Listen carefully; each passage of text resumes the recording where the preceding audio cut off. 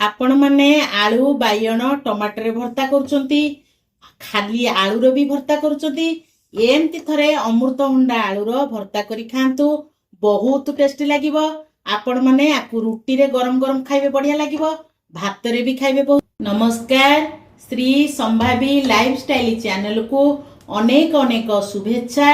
चलंतु dairy न करी फटाफट रेसिपी स्टार्ट करवा। अमृतभंडा आलूर भर्ता पे मुझे 250 ग्राम गोटे अमृतभंडा नहीं ताकू काटी देकरी तार एपट चोपा छड़े देची तापरे भीतर पटर जो धड़ा धड़ा टिकी टिकी अंश थाए सरु सरु तार ये थाए ताकू भी चांची देची।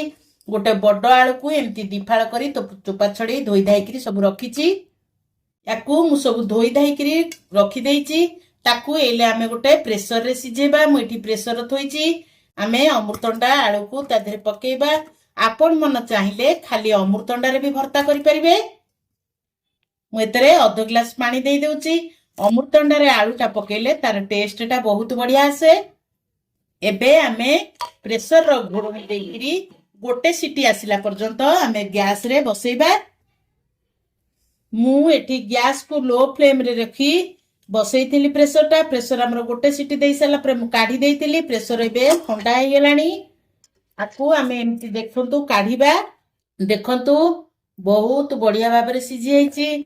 जदि आपणकर अमृतभंडा सिझी नथिबो ताले आपण 2टा सीटी भी देई परिबे। आकु आमे गोटे जागा को काढी दबा। एबे आमे अमृतभंडा आलू जो प्रेसर रे सिझेइतेले से को ठंडा हे जाईची। आकु एथरो भलो से चकड़ी दबा। अमृतभंडा भितरे देहरे जो धळा अंश थाए मु आकु कंचा काटिला बेले बाहर कर देइतेली। आपण मन चाहिले सिझिला परे भी आकु आर धळा अंश एमती काढी देबे। आकु आमे भलो करी चकड़ी दबा। देखंतु आलू को अमृतभंडा को मु भलो भाबरे एठी चकड़ी देइची। आकु आमे साइड कर दबा। नेक्स्ट स्टेप को जिबा। एबे मु गैस रे गोटे करेई बसे देइची। करेई हमर गरम होई गेलानी। मु सेतरे नउची किछि सोरिष तेल तेल गरम होई गेले आमे पकेबा सेतरे सोरिष। हमर सोरिष तेल रे भर्ताटा कले बहुत टेस्टी लागिबो। आपण माने चाहिले ताकू रिफाइन तेल भी पकेई परिबे। मु एठी 2 चमची सोरिष नउची। सोरिष हमर फुटी गेलानी। मु एठी गोटे बड़ पियाज को एमती टिक टिक करी काटी देछि ता देहरे पकेई दबा। भुसंग पत्र पकेया। मु कंचा लंका एतरे पकोनी। आपण माने चाहिले कंचा लंका पकेइबे।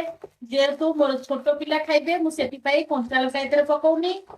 ओ भुसंग पत्र पियाज आमे हल्का गोल्डन कलर होला पर्यंत एमती भाजिबा। गैस रो फ्लेम को मीडियम फ्लेम रे रखी भाजिबा। मु एठी सोरिष पकेइची। आपण मानकू जदि सोरिष पसंद नुह आपण आधेरे जीरा फुटेई परिबे। मो वीडियोटी जदि आपण को भलो लागुथाए लाइक करिवे, शेयर करिवे। मो चैनल रे जदि आपण माने नुआ थांती प्लीज सब्सक्राइब करिवे।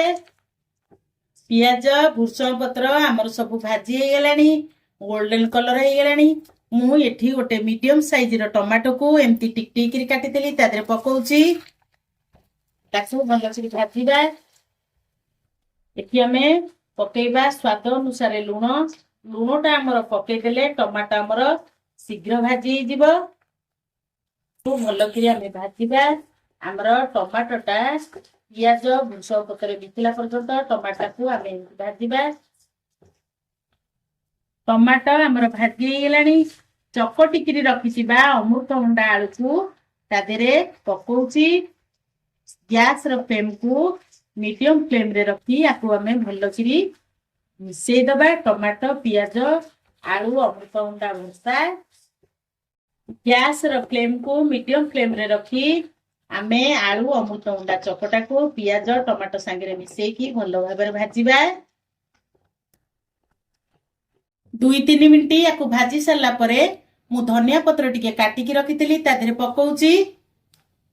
ताकू भलो करी हमें मिसई दबा। धनिया पत्र पकई सारी करी केते सुंदर देखा जाउची, केते बढ़िया भी बास्ना आसुची। एबे हमर प्रस्तुत हे गेला आलू अमृतभंडा भर्ता। ये खाइबा को जेमिति टेस्टी देह को सेमती हेल्दी आपण माने एमती अमृतभंडा आलू को भर्ता करी खांतु केमिति लागिला मो सहित शेयर करंतु पुणी देखा नेक्स्ट वीडियो रे जय जगन्नाथ।